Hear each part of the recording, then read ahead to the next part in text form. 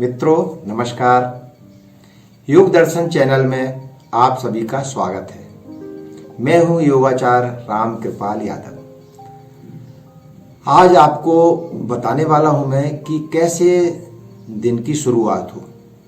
तो इसके पहले आपको एक दिन पूर्व से तैयारी करना होगी। रात्रि में आप जब भी भोजन करें जल्दी भोजन कर लें, अल्प आहार लें, हल्का भोजन लें, गरिष्ठ भोजन नहीं लेना है आपको।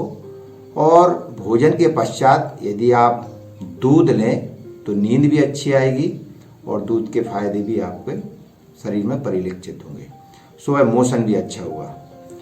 इसके पश्चात जब खाना आप खा लें तो आप दंत धावन करें, यानी कि अपने दांतों को ब्रश से या हाथ से या दांतों से साफ करें।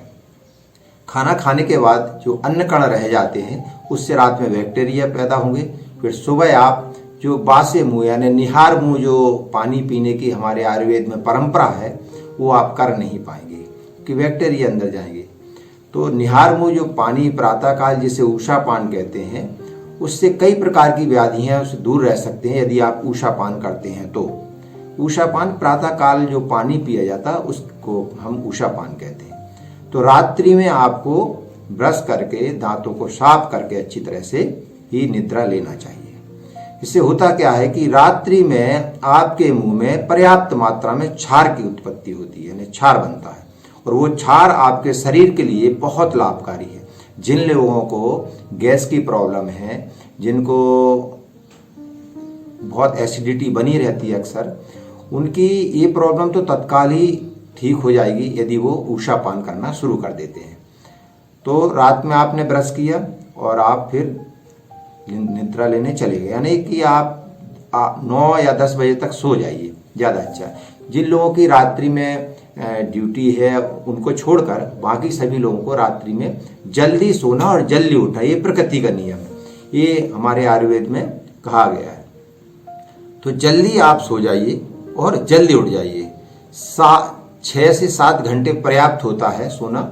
एक वयस्क व्यक्ति को तो 6 घंटे की नींद पर्याप्त होती है। तो आप 10 बजे सो जाइए, 4 बजे उठ जाइए, और 11 बजे सोते हैं तो आप 5 बजे तक उठ जाइए।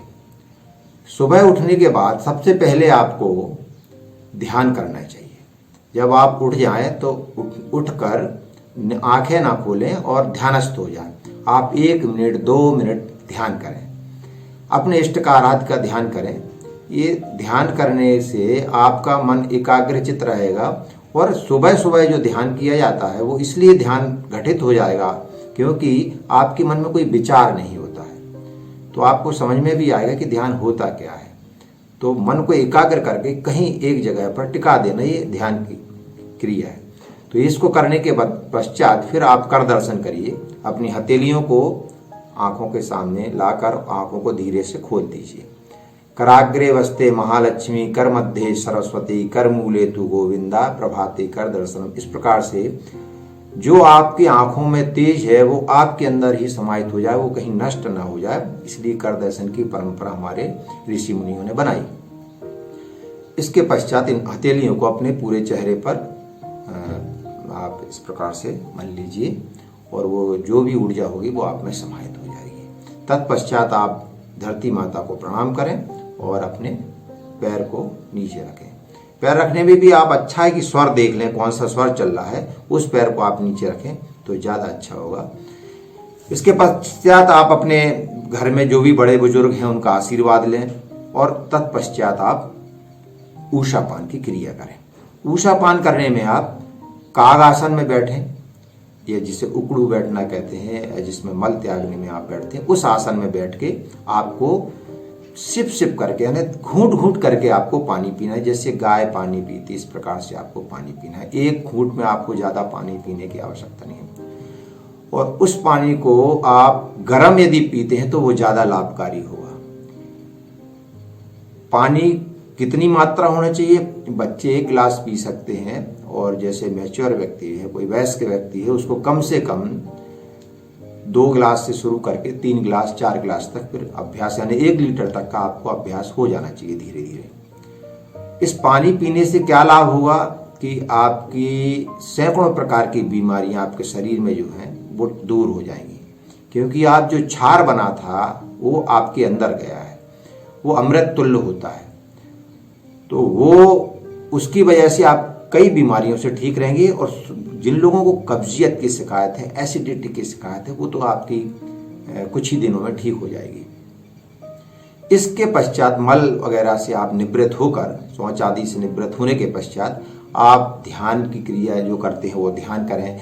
जिनको पढ़ना है वो पढ़ सकते हैं, जिनको प्रार्थना करना वो प्रार्थना कर सकते हैं, जो योगी हैं वो योग कर सकते हैं, जो मल्ल विद्या करना है वो अपना कुश्ती लड़ सकते हैं। मतलब जो जिस क्रिया को करना चाहता है, इस प्रकार की तैयारी यदि आप करते हैं तो जो ब्रह्म मुहूर्त का समय होता है, इस समय आप कोई भी क्रिया करेंगे तो इसमें आशातीत 24 घंटे के अंदर जो ये पीक टाइम होता है 3 बजे से लेकर 6 बजे तक का, इस समय में यदि आप कोई भी क्रिया करते हैं, कोई संगीतज्ञ है वो रियाज करता है अपने संगीत वाद्य यंत्रों का, या कोई भी इस प्रकार की क्रिया है जिसको आप अभ्यास करना चाहते हैं, तो आप प्रातःकाल इस प्रकार से अपना रात्रि से प्रोग्राम बनाकर और सुबह आप इस प्रकार से करेंगे तो निश्चित रूप से उस क्रिया में आपको बहुत ज़्यादा लाभ होने वाला है। आगे के वीडियोस में बनाऊंगा जिसमें प्राणायाम और आसनों के बारे में आपको बताएंगे हम। तो पहले कम से कम आपको इतनी तैयारी करके रखना होगी, तब आप योग कर पाएंगे, तब आप प्राणायाम कर पाएंगे, प्रेयर ध्यान से लेके सारी चीज़ें आप कर सकते हैं। और आपका दिन बहुत अच्छा शुरुआत जब इस प्रकार से करेंगे तो बहुत अच्छा दिन गुजरेगा। इसी के साथ आज का समय समाप्त होता है। नमस्कार दोस्तों, और मेरे इस चैनल को आप सब्सक्राइब कीजिए, लाइक करिए, शेयर करिए ज़्यादा से ज़्यादा, और जो भी आपके सवाल हों आप हमसे पूछेंगे, हम आपको नित्य नए वीडियो ला के देंगे जिनमें आपकी समस्याओं का समाधान भी होगा। धन्यवाद।